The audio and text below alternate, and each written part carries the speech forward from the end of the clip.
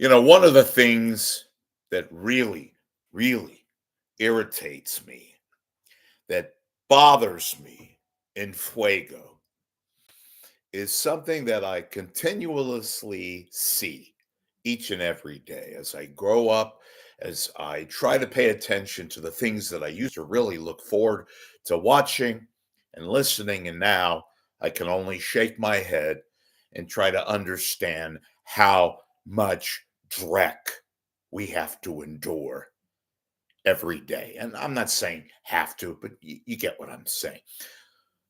A couple of weeks ago, tragically, a guy by the name of Sam Rubin, he passed away. He was the entertainment reporter, many years, multi decades at KTLA. And I mean, he was a big time dude, very well respected, well regarded.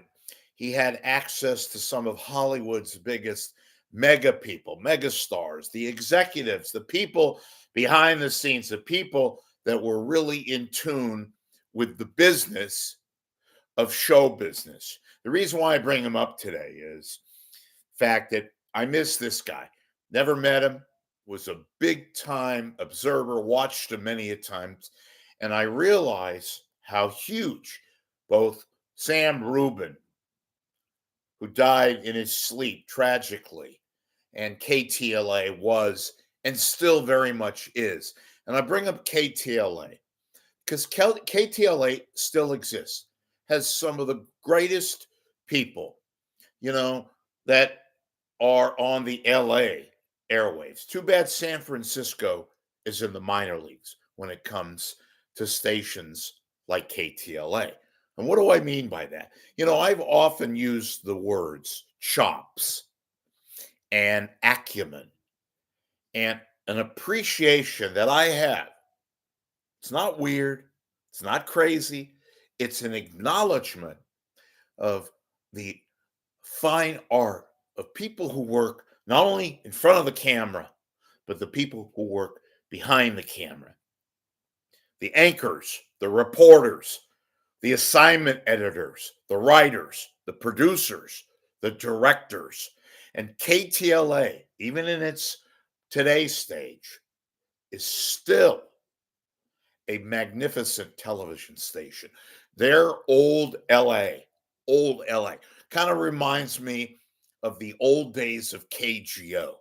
Yes, happy talk, but it was an appreciation of the people who worked behind the scenes, who brought you the film and the video, but particularly the film, and who had magical anchors like Ginger Kwan, like Hal Fishback, like all the people, Stu Nahan and Jim Hill, and people like Kelly Lang.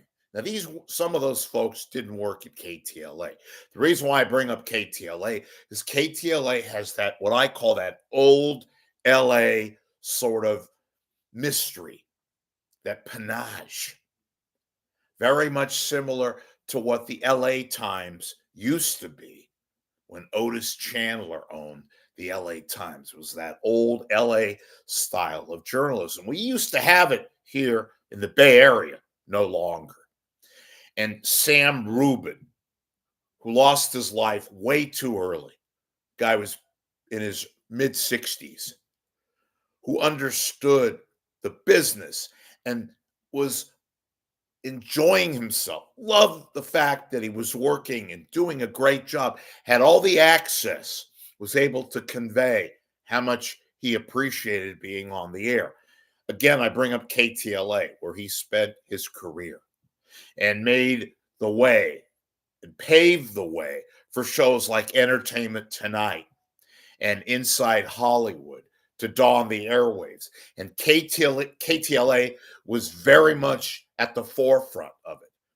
And as I mentioned, anchors like Ginger Kwan and Fishback and all the great LA journalists. We used to have that in the Bay Area, no longer.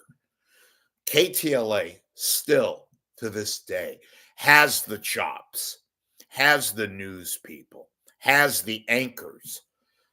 When they did the tribute to Sam Rubin, they had clips, but they also brought back all the older folks, and they're not that old. A lot of them are in their 60s. They still look great. They're still wonderful. I'm not going to plug it here. Well, I guess I am going to plug it. I'm not going to put a clip out. Just Google KTLA or go on YouTube, KTLA, Sam Rubin. And they did tributes to him.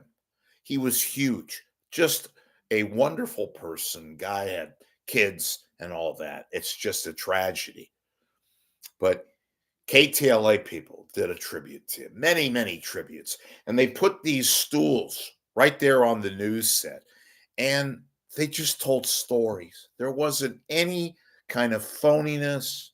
There wasn't any gimmickry. They didn't do falsettos and ask people to talk who didn't have the experience with Rubin. It was a whole bunch of professionals still being able to tell a story, not just about Rubin, although he was at the center of attention, but just conveying all the professionalism, the magnificent work, by and large, still to this day, that a station like KTLA provides. And Sam Rubin was very much a part of it, a pro, an ultimate pro, and it was magnificent. And you don't have that anymore in San Francisco. Used to have a little bit of it at KTVU, and they're in complete dysfunctional status. And PIX and KGO, where they don't have an ounce of professionalism other than amateur hour cast offs for the most part. People running around who have no emotion, who have no legacy to the Bay Area that they're supposed to represent. And Disney has no soul, has no being. I don't want to get into negativity. All I'm trying to say is that KTLA, and those of you in the business who watch me, and you may agree or disagree. I doubt you disagree with me on this subject matter. KTLA should be applauded for doing what they do every day and having great people like Ginger Kwan, like Fishbeck, like a guy like Sam Rubin, who again, unfortunately, is no longer with us. But the ability, folks, to use film and to use video. KTLA is an independent, in fact, ironically enough, owned by Nexstar. But I'll give Nexstar credit. They don't screw it up. They let these professionals do what they do. They enable them to go to work and still bring us, if you're in LA especially, the wonderful art of news and news presentation. They've got the pros, they've got the people in master control, and the directors and the editors who make it possible. It's a great, great product. It's a fantastic product. Still, even with all the obstacles that we have today, KTLA is fantastic. You're living in the Bay Area, you don't know what I'm talking about. Maybe you have yet to watch in detail what a quality newscast is and was, but particularly is. Go online, go to KTLA's website. And this is, by the way, folks, it's not a paid endorsement. I ain't getting a penny off of this. I love to watch quality news.